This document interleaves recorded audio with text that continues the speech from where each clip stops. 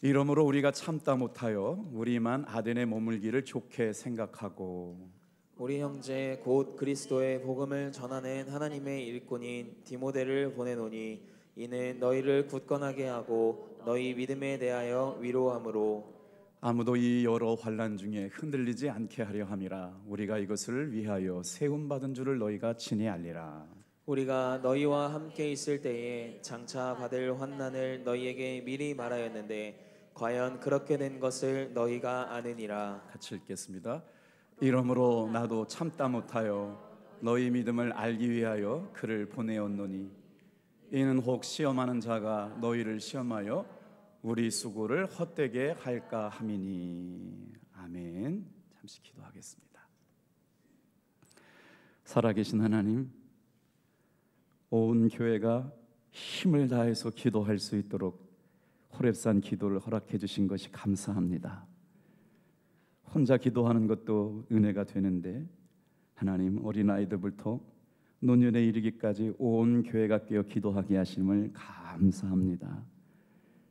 기도할 때 사람이 할 수 없는 하나님만이 하시는 일들을 경험하게 도와 주시옵소서.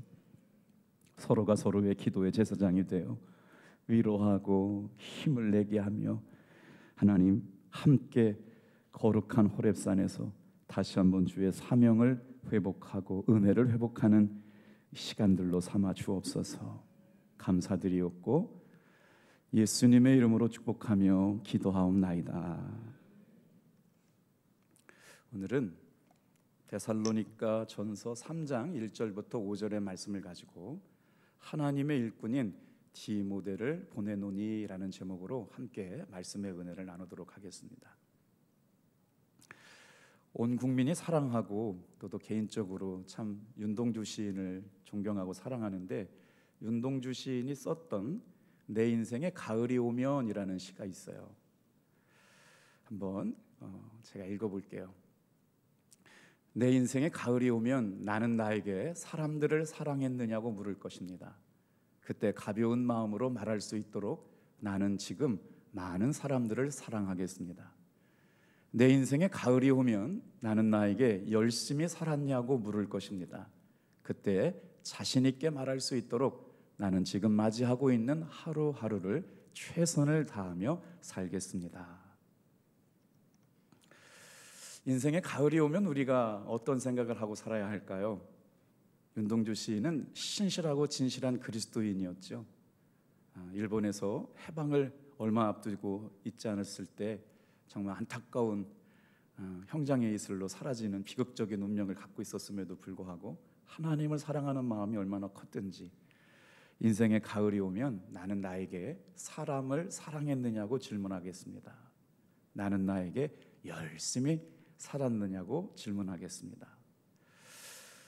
교회를 향한 사도 바울의 마음이 이와 같았을 것 같은 생각이 들었어요. 사도 바울이 데살로니가 교회를 향한 마음은 바로 이와 같은 마음이었습니다. 사도 바울이 하루를 살아갈 수 있는 삶의 이유, 바로 살아갈 수 있는 존재 이유가 바로 데살로니가 성도들, 그가 개척하고 선교했던 성도들을 바라보면서 살게 됐기 때문에, 이렇게 데살로니가 전도에서 많은 유대인들이 주님께로 돌아오고 이방인들이 주님께로 돌아오는 일들을 당하게 되는데 이게 웬일이에요? 그러다 보니까 유대인들에게 말할 수 없는 핍박과 고난을 받게 되면서 신변에 큰 위험을 느끼게 되었습니다. 그래서 결국 사도 바울은 형제들의 도움을 받아서 밤에 이웃 도시인 베레아로 빨리 급하게 이동할 수밖에 없는 상황이 생긴 거예요. 자주 보다 보면 이제 익숙해지는데요. 한번 그 상황을 지도로 한번 볼게요. 베레아 지역은 현재 그리스 북부의 마케도니아라고 하는 작은 도시의 베레아인데, 빌립보 지나갔죠. 이제 데살로니가 지나갑니다. 그리고 나서 지금으로 말하면 이제 그리스의 북부 지역에 베레아라고 하는 도시까지 이제 옮겨가게 되는데, 데살로니가에 살고 있었던 유대인들이 사도 바울을 잡아 죽이려고 하는 소동이 일어나게 되는 거죠. 성난 유대인 무리들이 바울이 베레아에 있다는 소식을 듣고 또 거기까지 몰려와서 소동을 일으키게 되기 때문에 다시 형제들은 바울을 어디까지 보내냐면 아덴으로 피신시킵니다. 지금 저 아가야 밑에 아단이 보이잖아요. 거기까지, 그러니까 데살로니가에서 베레아에서 아덴까지 사도 바울을 함께 따르는 믿음의 제자들이 급하게 아덴까지 보호하게 되는 것이죠. 자, 이렇게 아덴까지 와 보니까 어떤 마음이 들어요? 정말 3주 만에 그렇게 많은 예수 믿는 사람들이 생기고 나니까 데살로니가 교회 성도들이 너무나도 안타깝고 그립고 어떻게 되어 있을까가 궁금해지잖아요. 그래서 사도 바울이 사도행전 17장 13절 15절 말씀이 그 내용인데, 아마 그 본문 말씀을 읽고 돌아오면 오늘 본문 말씀이 훨씬 더 이해가 될 것 같아요. 같이 한번 읽어보겠습니다. 데살로니가에 있는 유대인들은 바울이 하나님의 말씀을 베레아에서도 전하는 줄을 알고 거기서도 무리를 움직여 소동하게 하거늘 형제들이 곧 바울을 내보내어 바다까지 가게 하되 실라와 디모데는 아직 거기 머물러 있더라. 바울을 인도하는 사람들이 그를 데리고 아덴까지 이르러 그에게서 실라와 디모데를 자기에게로 속히 오게 하라는 명령을 받고 떠난지라. 지금 바울과 실라를 어디로 데려오라고 명령하고 있냐면 아덴으로 데려오라고 하는 거죠. 왜 그랬을까요? 데살로니가 교회 성도들이 어떻게 신앙생활을 하고 있는지를 궁금해서 그랬던 거죠. 성도들을 향한 사랑, 하나님께서 맡겨주신 자신의 삶에 대한 최선을 다한 모습이었어요. 3주 동안 데살로니가에 머물렀지만 놀랍게도 그곳에는 많은 열매가 나타나겠어요. 안타까운 마음으로 데살로니가 머물 수 없게 되었던 사도 바울은 급하게 데살로니가를 떠나오게 되는데, 벌써 사도 바울은 그때 그 성도들에게 영적인 부모였기 때문에 하나님께서 믿음으로 낳은 자녀들을 굳게 세우게 하는 일들을 멈출 수 없었기 때문에 늘 기도하고 사랑하고 전심을 당했던 마음이 남아있기 때문에 그랬죠. 그런데 이게 어떻게 됩니까? 사도 바울이 데살로니가 교회를 떠나자마자 데살로니가 교회에 곧바로 시험이 찾아온 거예요. 요동하는 환란이 찾아오고 신앙을 유혹하는 일들이 막 생긴다는 것이죠. 이제 막 교회라고 하는 초보적인 길을 걷기 시작했는데 신앙의 정착도 어려운 그때에 하나님께서 사도 바울을 통해 놀라운 일을 행하셨지만 데살로니가 교회는 어려움에 직면하게 됐다. 그때 목회자로서 사도 바울은 데살로니가 교회를 위하여 어떤 일들을 행했을까요? 첫 번째 한 일은요, 다시 일꾼 디모데를 데살로니가 교회에 그들에게 보내고 있습니다. 우리 2절 말씀 같이 한번 읽어볼게요. 시작. 우리 형제 곧 그리스도의 복음을 전하는 하나님의 일꾼이 디모데를 보내노니 이는 너희를 굳건하게 하고 너의 믿음에 대하여 위로함으로. 바울은 지금 아덴에 머물러 있습니다. 그런데 디모데를 어디로 보내느냐? 데살로니가 교회로 파송하고 있어요. 이 말씀을 묵상하면서 누구예요? 나는 너다 그런 거예요. 사도 바울이 누구를 보내요? 디모데를 보내는데 디모데를 보내는 건 마치 사도 바울을 보는 듯한 믿음으로 나왔잖아요. 복음의 생명력이 흘러들어갔잖아요. 사도 바울의 사상, 철학 모든 것이 디모데에게 있었기 때문에 아덴을 파송하고 나서 데살로니가로 디모데를 보내고 나서 뭐라고 말하느냐? 그들을 하나님을 믿는 신앙 안에서 굳건하게 하고 믿음에 대하여 위로한다. 오늘 우리가 신앙생활하면서 성도들이 서로에게 꼭 기억해야 할 것이 있습니다. 사랑을 한번 따라해 보실까요? 서로를 굳건하게 하고 믿음에 대하여 위로합시다. 우리 교회에서 성도들이 가지고 있는 사명이 있지만 서로의 믿음을 굳건하게 하고 서로의 신앙의 삶을 위로하는 일이 얼마나 중요한지 몰라요. 사도 바울은 자신이 직접 교회를 방문하고 싶은 열망이 얼마나 많았는지 몰라요. 그런데 갈 수 있는 형편이 못 되다 보니까 믿음의 아들 디모데를 데살로니가 교회로 파송하면서 어떻게 그가 하나님을 기쁘시게 하고 예수를 구주로 영접한 사람들이 살아갈 수 있는가를 돌보고 있는 일. 자, 그렇다면 사도 바울이 데살로니가 교회로 보내기로 마음먹은 디모데라고 하는 사람은 어떤 사람이었길래 바로 사도 바울이 그를 데살로니가 교회로 보내게 되었을까요? 오늘 말씀해 보면요, 2절 같이 한번 말씀을 띄워줘 보시겠어요? 뭐라고 부르느냐? 우리 형제라는 단어로 디모데를 소개합니다. 우리가 예수 믿는 사람들을 예수님 안에서 형제라고 말하죠. 예수 믿는 사람들 안에 여자 성도님들을 자매라고 말하는 건요, 이건 마치 대명사처럼 예수 믿는 사람들은 예수님 안에서 한 가족이 되었기 때문에 형제라고 말하고요, 예수님 안에서 정말 친가족이 되었기 때문에 자매라고 말하고 있는데, 사도 바울은 디모데를 뭐라고 그러느냐, 우리의 형제라고 말하고 있어요. 사실 우리가 그렇습니다. 여러분, 우리 가족들 많잖아요. 저희 형님이 오늘 감리교 총회에 참석했는데 저는 자격이 못 돼가지고 못 갔는데, 총회에 참석했냐고 그러면서 같이 점심을 먹자고 그러는데, 형님 저는 자격이 없어서 못 갔습니다 그랬거든요. 형님 1년에 거의 딱 2번 만나요. 진짜로 친형님 1년에 딱 2번 만나는데, 저와 여러분은요, 아침에도 만나고요, 저녁에도 만나고요, 내일 아침도 만나요. 예수님 안에서 진짜 가족인 줄로 믿는 분만 아멘 해주셔서 감사해요. 그런데 나는 당신하고 형제하기 싫어요, 나는 당신하고 자매하기 싫어요, 그럼 골치 아파지는 거예요. 여러분, 우리가 만나고 싶어서 만난 사이가 아닙니다. 예수님께서 한 가족으로 살라고 부르셨기 때문에 예수님 안에서 한 가족이 된 줄로 믿습니다. 예수님 안에서 한 가족이 된 사람들을 뭐라고 말해요? 형제라고 말해요. 바울은 디모데를 우리 형제라고 말해요. 오늘 이 저녁에 나와 있는 사랑하는 성도 여러분, 우리가 기도하면서 예수님이 주시는 마음 뭐예요? 부드러운 마음이요, 새 힘이요, 진리의 영으로 충만하게 되면요, 마음이 부드러워지고 깨끗해져서 우리 공동체 안에 있는 모든 성도들을, 저분은 나의 형제구나, 저분은 나의 자매구나 라고 인정할 수 있는 부드럽고 따뜻한 마음이 넘쳐나는 시간 되기를 축복합니다. 그래서 한 번 더 손 내밀어 주고 한 번 더 이렇게 인사하게. 저랑 신학교도 다른데, 저 태안에 있는 목사님이 이 당진을 지나갈 때마다 저한테 전화를 해요. 목사님 오늘 집에 계십니까? 그런데 아주 중요한 뭔가 있는 줄 알았어요. 그랬더니 인사드리러 오겠다는 거예요. 점심 사달라고. 그래가지고 점심 사주고 대접을 다 해주고 가는데, 정말 교제할 별로 시간이 없는데도 불구하고 그렇게 자꾸 와가지고 보고 싶었다는 둥 목회 얘기하고 막 하니까, 지나고 갈 때쯤 되니까 엄청 친한 사람처럼 헤어졌어요. 여러분, 우리 교회 안에도 서로가 서로에게 이런 따뜻한 위로와 방문이 함께 신앙생활하는 기쁨이 넘치게 될 줄로 믿습니다. 오늘 청년들이 새벽기도 나오는데 한 성도님이 도시락을 제공해 드렸어요. 그래서 막 청년들 난리 났어요. 감동받았다고요. 그 뭐라 그러죠?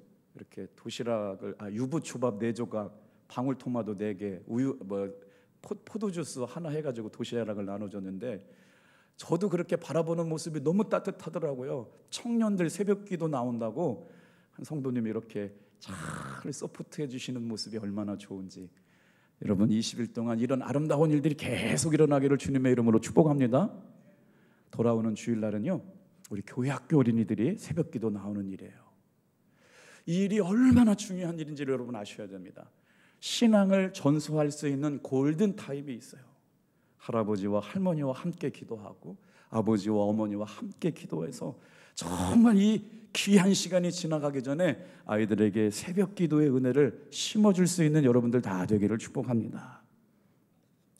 누구든지 하늘에 계신 내 아버지의 뜻대로 하는 자가 내 형제요 내 모친이라. 하나님 앞에 부름받아 살아가는 성도들을 내 형제, 내 자매라고 말씀하세요. 디모데를 그리스도 안에 한 가족임을 나타내는 의미로 형제라고 부르고, 그렇게 친밀한 모습으로 바울과 디모데의 아름다운 섬김의 과정을 통해 생명이 생명을 낳고 복음이 복음이 낳은, 믿음으로 낳은 아들 디모데를 데살로니가 교회에 파송하게 돼서 뭐라고 하는 거예요? 두 번째, 첫째는 형제라고 불렀고요, 두 번째는 뭐라고 부르느냐면, 한번 따라해 볼게요. 그리스도의 복음에 하나님의 일꾼 된 자. 여러분, 많은 말씀을 듣지만 생각나는 단어들은 딱 정의된 단어들이 머릿속에 남게 될 때가 있거든요. 사도 바울에게 있어서 디모데는 형제였구나, 가족이었구나. 두 번째 의미가 뭐예요? 그리스도의 복음 안에서 하나님의 일꾼 된 자다. 여러분, 멋지지 않습니까? 오늘 이 저녁에 나와 있고 새벽에 기도하는 성도들은 어떤 신분을 갖고 있는 사람이냐? 그리스도의 복음 안에서 하나님의 일꾼된 자로 살아갈 때 우리는 가장 멋진 삶을 살아가는 사람들인 줄로 믿어요. 그리스도의 일꾼, 하나님의 복음 안에서 그리스도의 일꾼, 그리스도의 복음 안에서 하나님의 일꾼된 사람들, 우리의 사명이라는 거지요. 그래서 그럼 일꾼이라고 하는 단어가 헬라어 원문에, 성경 본문 원문에 뭐 있었냐면요, 디아콘이라고 써 있어요. 디아코니아라고 하는 건 봉사라는 말이잖아요. 디아콘 그러면 집사라는 말이거든요. 그러니까 집사님들이 하나님 앞에 직분을 받았어요. 집사의 직분은 뭐냐? 한번 따라해 볼게요. 일하는 사람, 섬기는 사람, 하나님의 일꾼된 사람. 우리 교회에서 가장 다른 분들도 다 굳은 일 많이 하시지만 교회 허리 중추 역할을 감당하는 분들은 누구예요? 찬양대하고 성가대하고 주방 봉사하면서 열심히 일하는 사람들이 누구냐? 집사님이에요. 집사님. 교회 직분 가운데 정말 귀하고 빛나는 직분이, 기억하셔야 돼요. 여러분, 장로님은 계급이 높고 그 다음 권사님이 계급이 높고 그 다음 낮은 계급이 집사님이 아니에요.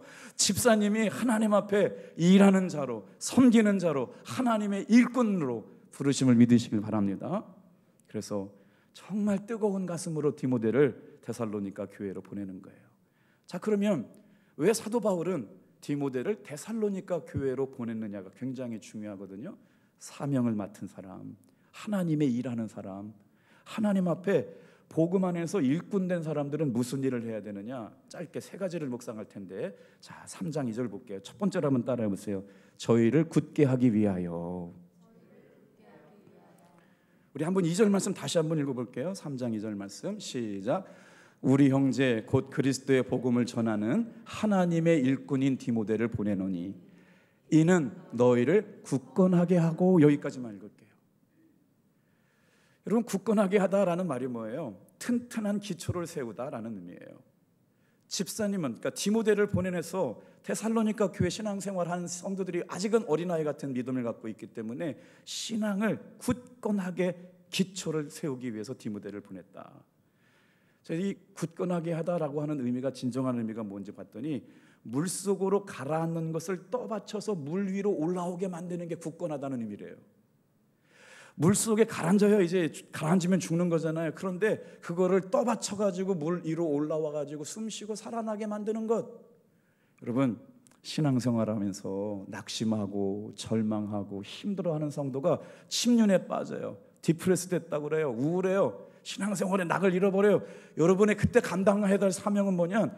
죽어가는 그 심령을 물 위로 올라와서 숨통이 틔어져서 살려내는 일을 하라고 저와 여러분을 예수 믿게 한 줄로 믿습니다. 이게 우리의 집사님의 사명이고 목회자인 디모데의 사명이었다는 거예요. 그래서 놀랍게 디모데를 데살로니가 보낸 첫 번째 사명은 제자들의 마음을 굳건하게 하여 이 믿음에 권하라고 얘기해요. 우리 14장, 사도행전 14장 19절부터 23절이 있는데요, 그때도 지금 똑같은 연결이에요. 제자들의 마음을 굳건하게 하여 이 믿음에 거하게 하라. 또 우리가 하나님의 나라에 들어가려면 많은 환난을 겪어야 하느니라. 자, 두 번째, 사도 바울이 디모데를 데살로니가 교회에 보낸 분명한 이유 있어. 첫 번째는 따라해 볼까요? 굳건하게 하기 위하여.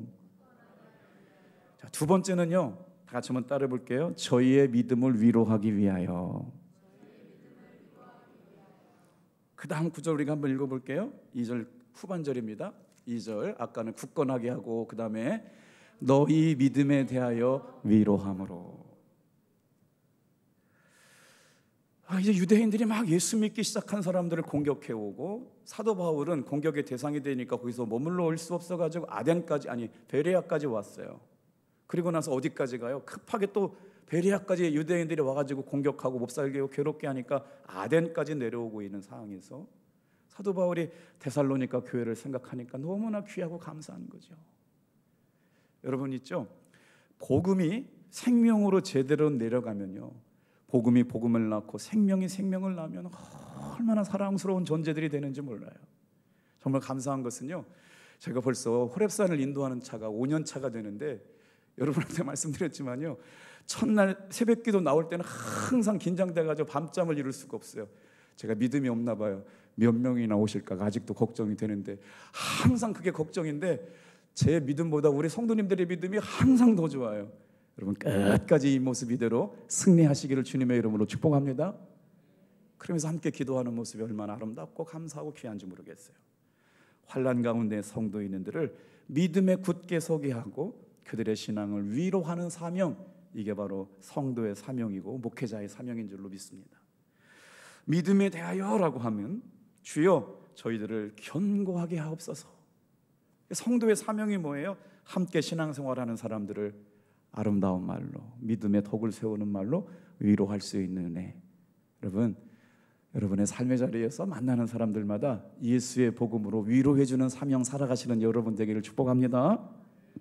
그리고 나서 믿음을 굳게 하려고 보냈어요. 그리고 그들의 믿음과 신앙의 삶을 위로해 주려고 보냈어요. 세 번째가 중요합니다. 다 같이 한번 따라해 볼게요. 요동치 않게 하기 위하여.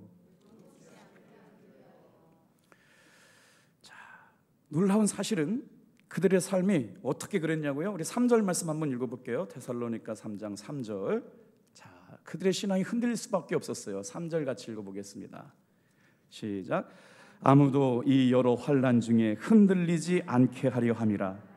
우리가 이것을 위하여 세움을 받은 줄을 너희가 친히 알리라.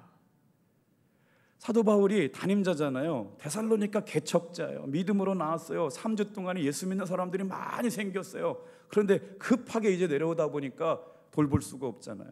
그런데 들려오는 소문이 어려움이 있다는 거예요. 담임 목사 없으니까 금방 이런 일이 생겨요. 환난 중에 흔들리지 않게 하기 위하여. 이게 요동이에요. 이게 되게 재미난 표현이었어요. 흔들리다, 요동치 않게 한다, 흔들리지 않게 한다라고 하는 표현이 뭐냐면, 사탄이 개가 꼬리를 흔들리는 것처럼 살랑살랑 거리는 표현이 이게 요동한다는 거예요. 사탄이 우리의 믿음을 흔들리게 하는 거예요. 그거 보면 막 넘어가요. 참인지 거짓인지 몰라갖고 흔들려요. 신앙이 깊은 사람들은 기도와 말씀으로 분별할 줄 아는데 이제 개척한 지 얼마 안 되니까 흔들리잖아요. 이게 요동이 뭐냐면 개가 꼬랑지를 흔들듯이 막 움직이면서 살랑거려요. 왜요? 믿음을 흔들어 놓는 거예요. 사단의 목적은 끊임없이 예배 못하게 만들고 기도하지 못하게 만들고 요동하게 해가지고 하나님의 은혜로부터 탈락시키는 존재. 개가 막 꼬리를 흔들고 요동시키니까 믿음이 흔들리잖아요. 저와 여러분들이 디모데를 데살로니가 교회에 보낸 것처럼 믿음을 굳게 하고, 또 뭐예요? 하나님께서 믿음을 위로하고 흔들리는 믿음을 굳세게 하는 서로의 여러분 좋은 믿음의 동역자들이 되기를 주님의 이름으로 축복합니다. 그래서 우리 5절 말씀 읽어볼게요. 5절 말씀. 시작. 이러므로 나도 참다 못하여 너희 믿음을 알기 위하여 그를 보내었노니 이는 혹 시험하는 자가 너를 시험하여 우리 수고를 헛되게 할까 함이니라. 어떻게 하든지 여러분 교회는요, 복음을 전하는 일에 힘써야 되고요, 교회를 세우는 일에 힘써야 합니다. 그러려면 어떻게 해야 되냐? 믿음의 말을 해야 돼요. 위로의 말을 해야 돼요. 굳건하게 세우는 말을 해야 돼요.